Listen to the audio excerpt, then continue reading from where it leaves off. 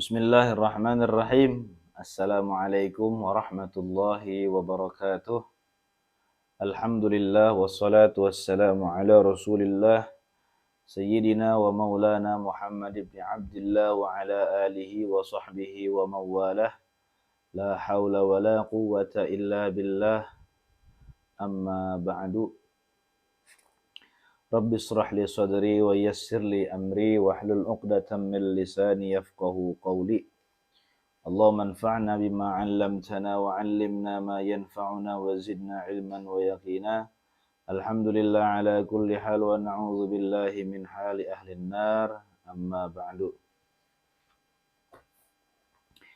Para jamaah sekalian dimanapun Anda berada, yang mudah-mudahan Allah Subhanahu wa taala senantiasa merahmati kita semua. Puji syukur kita panjatkan kehadirat Allah Subhanahu wa taala yang mana atas pertolongannya kita bisa berjumpa lagi dalam kajian ini. Yang mudah-mudahan kajian ini bisa bermanfaat untuk kita semua. Amin ya Allah ya Rabbal Alamin. Salawat dan juga salam semoga selalu tercurahkan kepada junjungan kita, yakni Nabi besar Muhammad sallallahu alaihi wasallam, pada keluarganya, para sahabatnya, dan juga kita selaku umatnya yang mudah-mudahan kita semua mendapatkan syafaat yaumil akhir nanti. Amin ya Allah ya Rabbal Alamin. Ikhwani rahimakumullah, sahabat yang dirahmati Allah Subhanahu wa taala. Insyaallah pada kesempatan kali ini kita akan sedikit menjelaskan tentang sholat, ya. Yang mana sholat merupakan kewajiban, ya, yang Allah perintahkan kepada kita selaku umat Islam. Sebutkan dalam kitab ini, ya, Sarah Hadis Jibril yang disusun atau dikarang muallifnya yaitu Al-Habib Zain bin Smith. Ya, mudah-mudahan Allah panjangkan umur beliau dalam keistiqomahan dan mudah-mudahan ilmu yang beliau taklif atau yang beliau susun ini bisa bermanfaat, ya. Mudah-mudahan kita juga mendapatkan keberkahan daripada beliau. Amin ya Allah ya Rabbal Alamin. As-salatu ats-tsani min arkanil Islam iqamatus shalah. Ya, yang kedua daripada rukun Islam adalah iqamatus shalah, yaitu menegakkan salat, melaksanakan salat. Jadi rukun Islam yang kedua adalah melaksanakan salat. Wa ma'na iqamatiha mulazamatuha wal mudawamatu 'alaiha fi awqatiha al-mahdudah bi syurutiha wa arkaniha al-muqarrarah. Adapun makna menegakkan salat, melaksanakan salat, ya, adalah mulazamatuha wa mudawamatuha 'alaiha, yaitu continue, ya, atau terus-terusan, terus-menerus dalam melaksanakan ibadah salat fi awqatiha, dalam waktu-waktunya al-mahdudah yang sudah dibatasi, bisyurutiha, ya, dengan syarat-syaratnya, wa arkaniha al-muqarrarah, dan rukun-rukunnya yang sudah ditentukan, ya. Jadi makna iqamatu sholat atau makna melaksanakan sholat yaitu harus ada kumpul 4 perkara. Yang pertama adalah mulazamatu ha wal mudawamatu 'alaiha. Yaitu kita tetap melaksanakannya, kemudian continue dalam melaksanakan sholat, ya, itu merupakan iqamatus sholah, menegakkan sholat.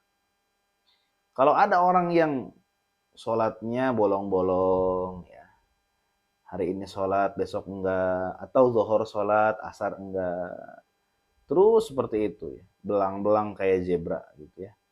Nah, ini orang belum dikatakan melaksanakan sholat, belum dikatakan iqamatus sholah, ya. Dikatakan iqamatus sholah ketika dia continue dalam melaksanakannya, tidak bolong-bolong. Zuhur sholat, asar sholat, maghrib, isya, subuh, dia laksanakan semua sholatnya. Kemudian hari ini sholat, besok sholat, terus dia lanjutkan sholat. Ya, tidak meninggalkan sholat, ya, tidak pernah tinggal dalam melaksanakan ibadah sholat 5 waktu. Nah, ini orang baru dikatakan melaksanakan sholat. Kalau orang yang bolong-bolong, orang yang belang betong gitu ya, yang jigjag atau belang-belang gitu ya, melaksanakan sholatnya, nah ini dia belum dikatakan iqamatus sholah. Yang kedua adalah fi awqatiha al-mahdudah, yaitu melaksanakan sholatnya itu dalam waktu yang telah ditentukan. Ya, dalam waktu yang telah ditentukan. Tidak boleh dia melaksanakan ibadah sholat di luar waktu yang telah ditentukan. Kecuali mungkin nanti ada penjelasan lebih jelasnya lagi. Ya, ada uzur atau rukhsah dan lain sebagainya. Intinya adalah dia melaksanakan ibadah sholat harus pada waktu sholat tersebut. Ya.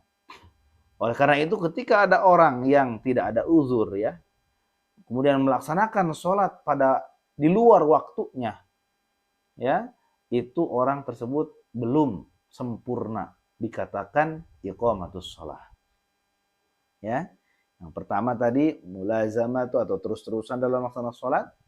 Kedua yaitu fi awqatiha al-mahdudah, yaitu apa namanya? Dalam waktu-waktu yang sudah ditentukan. Yang ketiga bisyurutiha, yaitu dengan melaksanakan syarat-syaratnya. Ya. Jangan sampai syarat-syarat sholat dia tinggalkan. Ya, suci dari hadas, suci dari najis, tutup aurat, kemudian menghadap kiblat dan lain sebagainya. Ketika ada orang yang tidak melengkapi melaksanakan syarat-syaratnya, maka dia belum dikatakan iqamatus sholah. Dan yang terakhir, wa arkaniha, dan juga dia melaksanakan, memperhatikan rukun-rukun sholat. Ya, karena syarat, rukun itu sangatlah penting. Ketika ada orang yang tidak memenuhi syaratnya dan tidak memenuhi rukun-rukunnya, maka tidak dikatakan dia melaksanakan sholat. Tidak sah sholatnya. Ya, jadi 4 hal. Mulazamah, mudawamah, kemudian dalam waktu yang ditentukan, kemudian melaksanakan syarat-syarat dan rukun-rukunnya, maka dia disebut atau dia termasuk orang yang melaksanakan sholat. Tapi ketika 4 unsur tadi tidak terpenuhi, maka tidak dikatakan dia melaksanakan ibadah sholat. Kemudian ikhwani rahimakumullah, wassalatu hiya a'zamu sya'airiddin. Sholat merupakan syiar agama yang paling agung. Ya, syiar agama yang paling agung adalah melaksanakan sholat. Adalah sholat. Ya, jadi ketika ada orang Islam kemudian dia melaksanakan sholat dengan baik, dengan benar, maka dia itu keislamannya itu sudah sempurna. Karena dia sudah mensyiarkan ya, atau memunculkan identitas dia keislamannya. Ya. Tapi ketika ada orang Islam, ya, dia mengaku Islam, Muslim, namun dia meninggalkan sholat, tidak pernah melaksanakan ibadah sholat 5 waktu, maka keislamannya sangat diragukan. Ya, karena istilahnya syiar yang paling agung dalam Islam, sholat, tapi dia tidak melaksanakan. Nah, ini perlu ditanyakan keislaman, ya.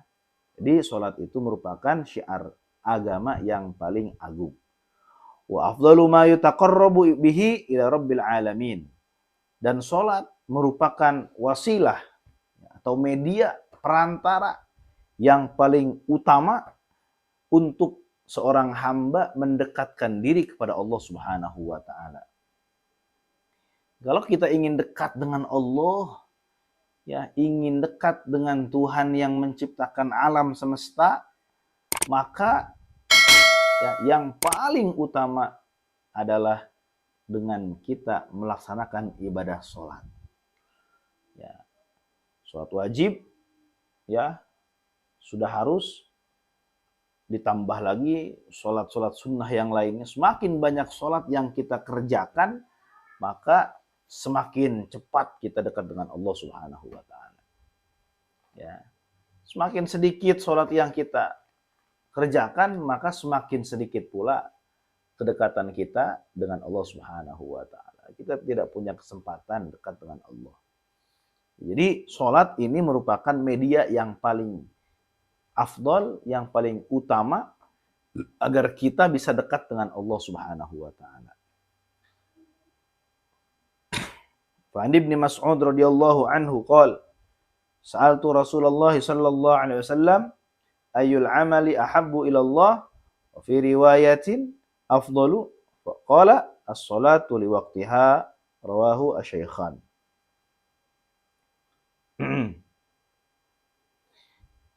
Kemudian kata dari Ibnu Mas'ud radhiyallahu anhu, beliau berkata, aku bertanya kepada Rasulullah sallallahu alaihi wasallam. Nah, ini Ibnu Mas'ud bertanya kepada Rasulullah. Kata Ibnu Mas'ud, ayyul amali ahabbu ilallah, wa fi riwayatin afdal. Ya Rasulullah, amal apa yang paling dicintai oleh Allah Subhanahu wa taala? Ya. Dalam riwayat lain bukan dicintai, tapi yang lebih utama. Ya. Menurut Allah Subhanahu wa taala. Jadi amal apa yang lebih utama menurut Allah. Nah, kemudian Rasul menjawab, faqala as-salat li waqtiha. Itu salat pada waktunya. Ikhwan rahimakumullah, ya, kita biasakan oleh kita salat pada waktunya. Ya, salat pada waktunya. Jangan sampai kita di luar waktu sholat. Ya, kadang-kadang ada orang yang menunda-nunda sholat sampai sebagian sholatnya itu berada atau sebagian sholatnya keluar daripada waktunya, masuk kepada waktu sholat yang lainnya. Nah, ini masuk kepada golongan orang-orang celaka, ya, celaka orang-orang yang sholat. Fawailul lil musallin. Ya, fawailul lil musallin, maka celakalah orang-orang yang salat. Siapa? Alladzina hum an salatihim sahun, yaitu orang-orang yang lalai dalam melaksanakan salatnya. Apa lalai dalam salatnya? Dia menunda-nunda salat sampaikan keluar sebagian salatnya itu daripada waktunya. Nah, ini orang-orang yang lalai dalam salatnya. Ini celaka. Ya, ini akan dimasukkan oleh Allah ke dalam neraka wel. Ya.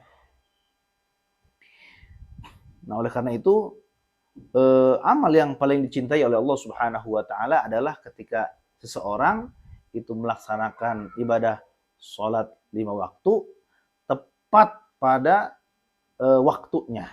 Ya, tidak tidak lewat gitu ya.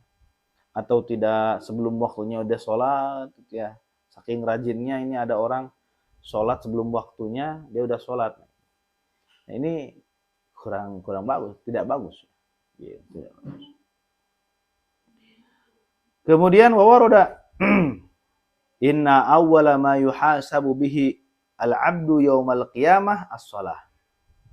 Fa in sholahat sholaha sairu amali wa in fasadat fasada sairu amali. Rawahu At-Tabrani. Sebutkan dalam hadis yang lainnya yang diriwayatkan oleh Al-Imam At-Tabrani, inna awwala ma yuhasabu bihi al-'abdu yaumal qiyamah as-shalah. Sesungguhnya amal yang pertama kali dihisab dari seorang hamba nanti di hari kiamat adalah sholat. Jadi sholat itu adalah amal yang pertama kali dihisab oleh Allah Subhanahu wa taala. Ya.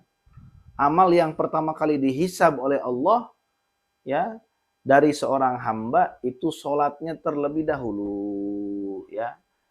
Bukan sedekahnya, bukan puasanya, bukan kebaikan-kebaikan yang lainnya. Tapi yang pertama kali Allah nilai, Allah perhitungkan adalah sholatnya terlebih dahulu. Kemudian fa'in sholahat sholaha sairu amalih wa in fasadat fasada sairu amalih. Apabila bagus sholatnya, maka bagus juga amal-amal lainnya. Tapi kalau jelek sholatnya, buruk sholatnya, maka buruk juga amal-amal yang lainnya. Meskipun dia rajin sodakohnya, rajin zikirnya, rajin hadir misalkan di majlis taklim, kemudian hadir di majlis maulid, akan tetapi orang tersebut lalai dalam melaksanakan sholat, ya, tidak tepat waktu, atau bahkan dia tidak melaksanakan sholat sama sekali, maka semua amalnya itu dihapuskan. Ya, semua amalnya itu tidak dihitung. Ya, karena pertama kali yang dihitung adalah sholat terlebih dahulu. Ya, jadi jangan sampai kita meninggalkan ibadah sholat 5 waktu. Ya, mudah-mudahan wasilah kajian ini kita semua diberikan taufik dan hidayah oleh Allah Subhanahu wa taala sehingga kita bisa melaksanakan ibadah sholat dengan baik, dengan benar, ya, sesuai dengan syarat-syaratnya, sesuai dengan rukun-rukunnya, ya. Mudah-mudahan kita diberikan umur yang panjang, bisa berjumpa lagi dalam kajian selanjutnya. Insyaallah, mudah-mudahan kita semua mendapatkan taufik dan hidayah dari Allah Subhanahu wa taala. Terima kasih, semoga bermanfaat. Wassalamualaikum warahmatullahi wabarakatuh.